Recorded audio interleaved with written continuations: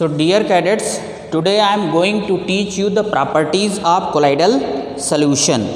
So yesterday I taught you the purification of colloidal solution.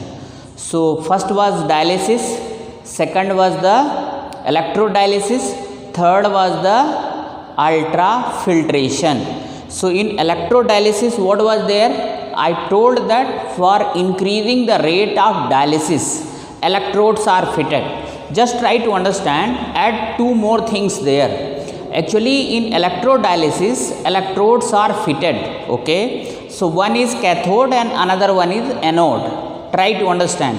In electrolytic cell, anode is positive, cathode is negative. So try to understand in colloidal solution, especially whatever impurities are there, crystalloids. What is the meaning of crystalloids? Ionic particle. So they are the charged particle. So in colloidal solution, whatever crystalloids are there, they may be positively charged or they may be negatively charged. So if crystalloids are positively charged, so they will be deposited at cathode because cathode is negatively charged. And those who are negatively charged, they will be deposited at anode because anode is positively charged. And you know, during the course of electrolysis, ions are moving towards the oppositively charged electrodes. So since crystalloids are the charged particle, so according to the charge, they will migrate towards the respective electrodes. Okay, please add this one. Now today properties of colloidal solution. So just try to understand. We will study the properties of colloidal solution under certain headings: physical properties, colligative properties, mechanical properties, optical properties. So many heading I will give. Now according to convenience, I have divided in this way. The first one is the physical property. Okay. So under physical property, colloidal solution shows these property. First one is their nature is heterogeneous. So what is the meaning of heterogeneous nature? Study only I taught you in UPSC class.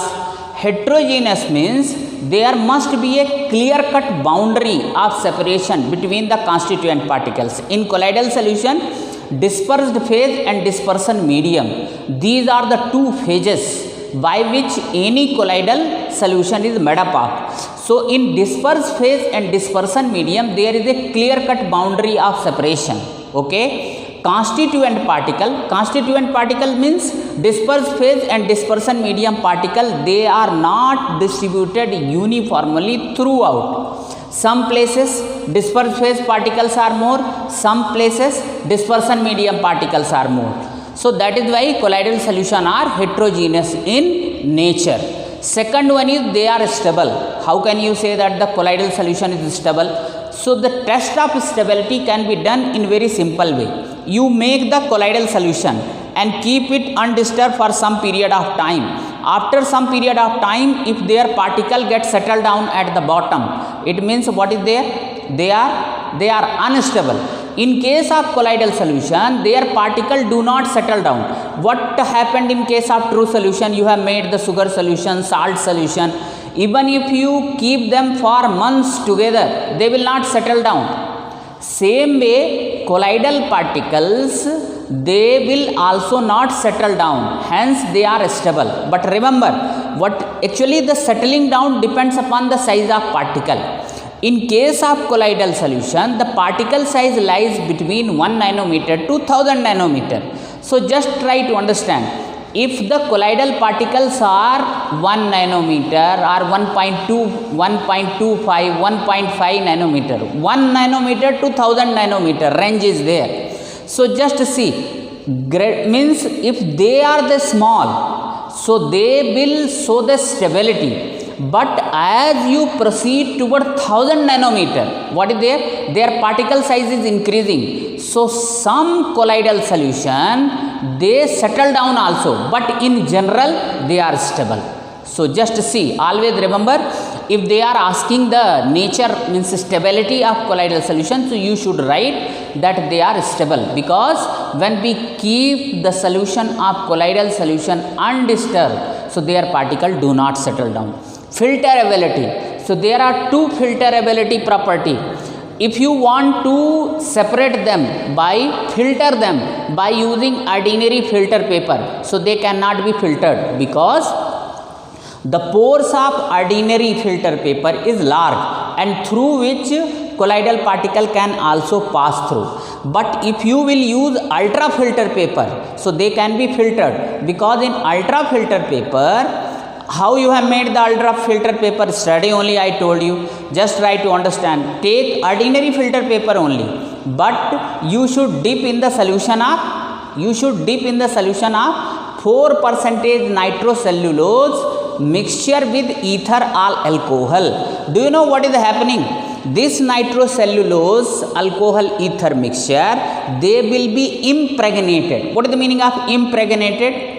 Means they will mount on ordinary filter paper and reduce the size of their pores. So their pore size is very small, through which colloidal particle cannot, means dispersed phase particle cannot be passed through. So by ordinary filter paper they can be filtered. Okay. Next property is colligative property. Try to understand. In solution chapter you have studied the colligative property. Of course I have not taught, but I am hoping that you know. Colligative property means property which depends upon the number of particle, not their nature, number of particle. And you might have seen that colligative property is inversely proportional to their molecular mass. Means if molecular mass is more, means if their size is large, so definitely their molecular mass will be more, and colligative property will be less, because relation is inversely proportional. So try to understand. Means in case of colloidal particle, means dispersed phase particle, as compared to true solution, their colligative property is less, because in case of true solution their particle size is less than 1 nanometer, and here what is there? Between 1 nanometer to 1000 nanometer. So particle size is little bit large. So in colligative property, how many examples are there? Elevation in boiling point, yes. Then depression in freezing point. Then what is there? Osmotic pressure was also there. You studied or not? 4 colligative property you have studied. Depression in freezing point, then elevation in boiling point, then osmotic pressure. One more you studied. What is that one? What is that one? Just 4 properties you have studied. What is the 4th one? Actually that is the first one. Try to understand. Now in Raoult law only you have studied that one. In case of Raoult's law it is there. Just remember that one, and that is the most important. I am not naming, so that you see the book and find out that one. There one expression is there. That expression should also be studied, because question will come from that portion only. So try to understand. Our lesson is surface chemistry, not solution. But just for the sake of revision, I took the name of that one. So try to understand. Here, as compared to true solution, they show the less colligative property.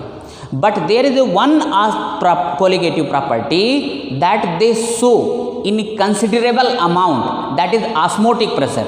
Rest all 3 properties, colligative property, colloidal solution will not exhibit. Remember, depression in freezing point. Now, sorry, depression in freezing point, elevation in boiling point, that relative lowering in vapor pressure. That is the first one colligative property.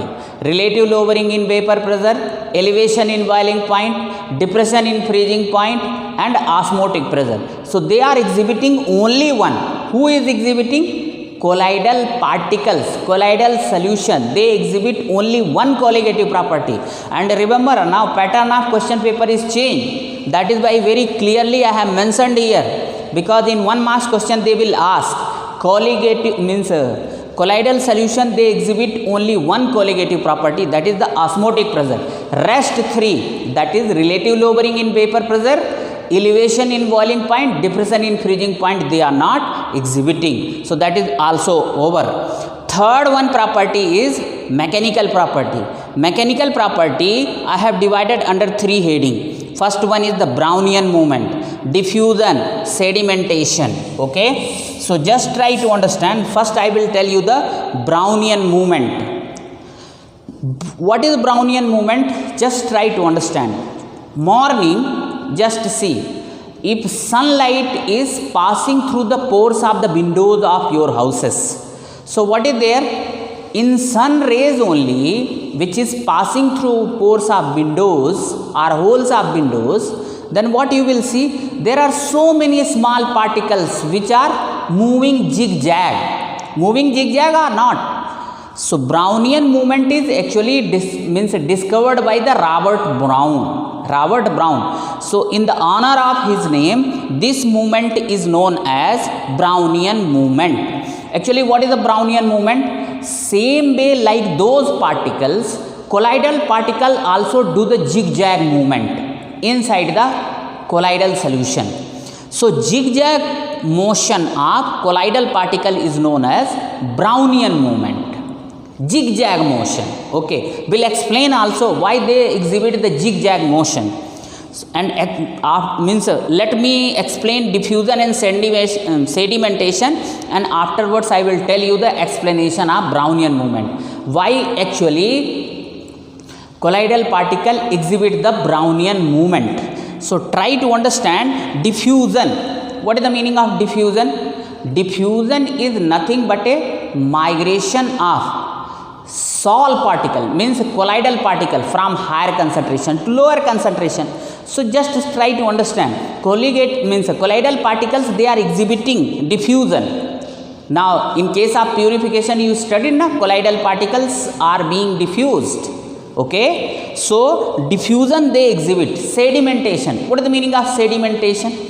Sedimentation means settling down property of colloidal particle. Now you will say, sir, just now you told that colloidal solution is colloidal particles are stable. They do not settle down when kept undisturbed. Try to understand. Gravity. There is a gravity or not? Always remember, colloidal particles definitely they will settle, but their degree of sedimentation is different, because their particles range is range of their size is 1 nanometer to 1000 nanometer. As their size increases, they will exhibit more sedimentation property. What is the meaning of sedimentation? Sedimentation is nothing but property of settling down of solution when they keep undisturbed. So more or less colloidal solution they exhibit the sedimentation property too. Okay, so now next one is explanation of Brownian movement.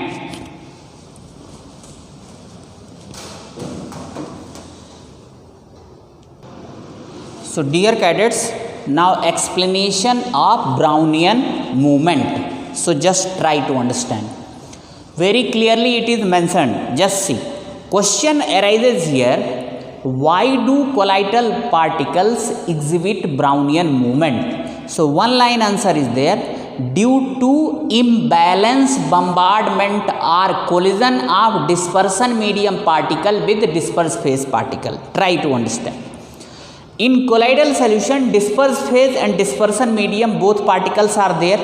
This dispersion medium particles, they bombardment means they bombard with the disperse phase particles. Okay, suppose this is one colloidal particle here. Okay, and here what is there? This is dispersion medium particle everywhere. So now one particle will hit here. This is colloidal particle or disperse phase particle. So it will reach here.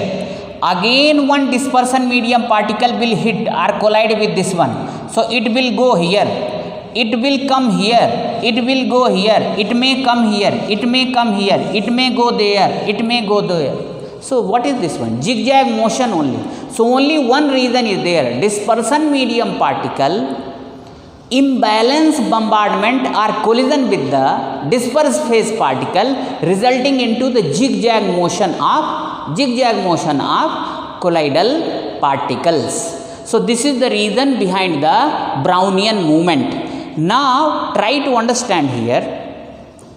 What is the importance of this Brownian movement? It is very simple that zigzag motion they are showing, but it has got some importance in scientific fraternity. What is this one? Number one thing, Brownian movement shows that Brownian movement explain that colloidal particles, they are continuously moving inside the colloidal solution. It means they will not settle.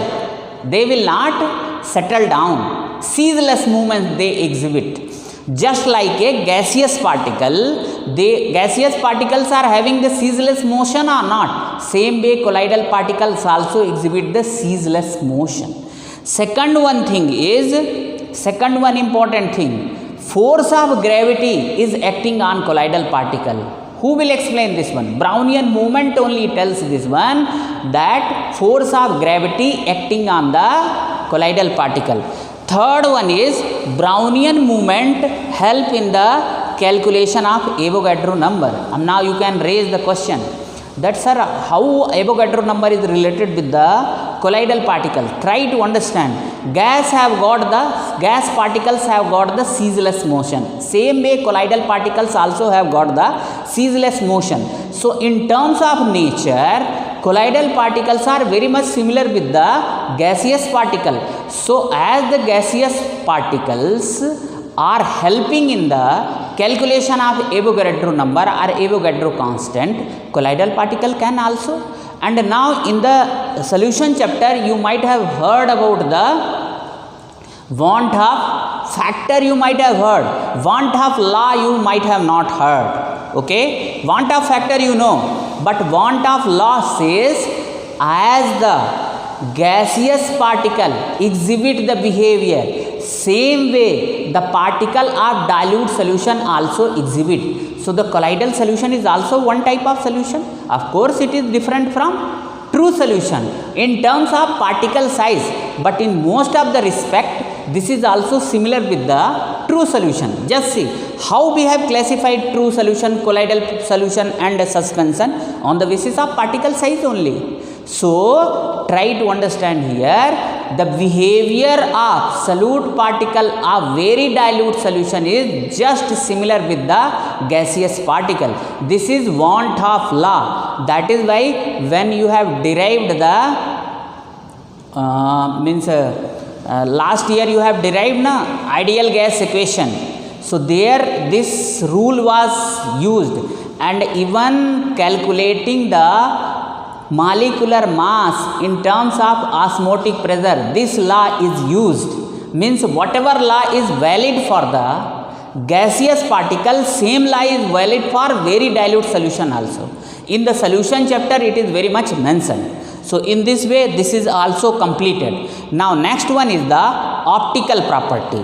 Under optical property we will study the Tyndall effect. So now dear cadets, now I will teach you the optical properties. In optical properties, what is there? Two things are included. The first thing is Tyndall effect, and second one thing is the color of the colloidal solution or colloidal particles. So what is the Tyndall effect? Just see, you might have gone to the cinema hall, okay? So when movie is about to start, so from the back side one ray is coming and hitting the screen and movie gets started. Am I correct or not? So when that ray is going to hit the screen, so just see, in between so many small particles, they are moving here and there. Correct or not? So what are they? They are nothing but a colloidal particles only, and those particles are only scattering the beam of light. That is why the path of beam is visible to you. Now you can say, sir, right now you have told that air is the mixture of gases. Okay, so if air is the mixture of gases, then it is a homogeneous mixture, and homogeneous mixture never be a colloidal solution. I only told you, but try to understand. In air, don't think that only gases are there. There are so many dust particles. there are so many pollutant, and those dust particles, their particle size is large, and they are showing that effect, that is the Tyndall effect. So actually what is the Tyndall effect? Tyndall effect is nothing but a scattering a beam of light by colloidal particle, as a result of which the path of beam of light is illuminated or become visible. Okay, so when colloidal particles scatter the beam of light, so the path of beam of light become visible or illuminated. Illuminated means lighting. Okay, chamakna, shining. So the path of beam of light become visible. The illuminated path of beam called Tyndall cone. The illuminated path of beam called Tyndall cone. So just see, one cone is formed. What is formed? One cone is formed, and that cone is known as Tyndall cone. Okay, a question arises here. Just see, I made here, this is the source of light, this is lens. When the same source of light is passed through the, this is true solution. What is this one? True solution. What about this one? This is colloidal solution. So just try to understand, in case of true solution, this is the path of light is not visible, but in this case light become visible because light is scattered by the colloidal particles. So why in case of true solution scattering effect is not observed, same is observed in case of colloidal particles? So as you know, in case of true solution, what is happening? In case of true solution, the particle size is very small. So those tiny particles of true solution, they are not in a position to scatter the beam of light. In colloidal particle, the dispersed phase particle size is large. They are able to scatter the beam of light. That is why the path of beam of light become visible. This is the reason. So explanation is also given here. True solution, just see, true solution particles are small, hence cannot scatter the beam of light, while colloidal particles are big in size, hence they scatter the beam of light. Now there are certain conditions. I wrote here condition for Tyndall effect. There are two conditions. Don't think that all beam of light will exhibit the Tyndall effect. No, all colloidal particle will exhibit the Tyndall effect. There are certain conditions. So two conditions is there. The size of colloidal particle should not be smaller than the wavelength of light used. Okay, means colloidal particle should not be so small, especially as compared to the wavelength of light which is used there. That is the first one. What is the second one condition? Refractive indices of dispersed phase and dispersion medium particle should differ large. Means refractive indices should be different, means their magnitude should be differed a lot, means in case of dispersed phase and dispersion medium particle. So refractive indices of dispersed phase and dispersion medium should differed largely, means difference should be more. So if these two conditions are met, then what is the Tyndall effect will be observed. Okay, so in this way I have completed this one, what to say, optical properties. There is one more optical properties of colloidal solution, that is the color. So you know how we are viewing blue color, how we are viewing red color. One particular object look like red, other color object look like green, blue, means there are different colors. So just see, same way colloidal particles are also exhibiting the different color. Just see, do you know what kind of color we are observing for a particular object? What color light that particular object is scattering, same light is reaching to our eye and we are viewing that color. Are you getting my point or not? Just see, sky appears blue. Now we'll discuss about this color and everything in the application of colloidal particles.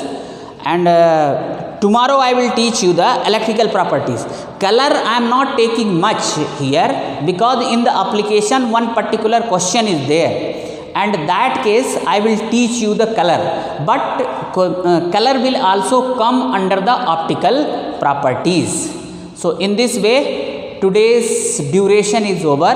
Now tomorrow I will teach you the electrical property. In the electrical property, first I will teach how the charges appear in the colloidal particle. Colloidal solution is electrically charged, means some colloidal particles are positively charged, some colloidal particles are negatively charged. So what is the cause of origin of charge on colloidal particles?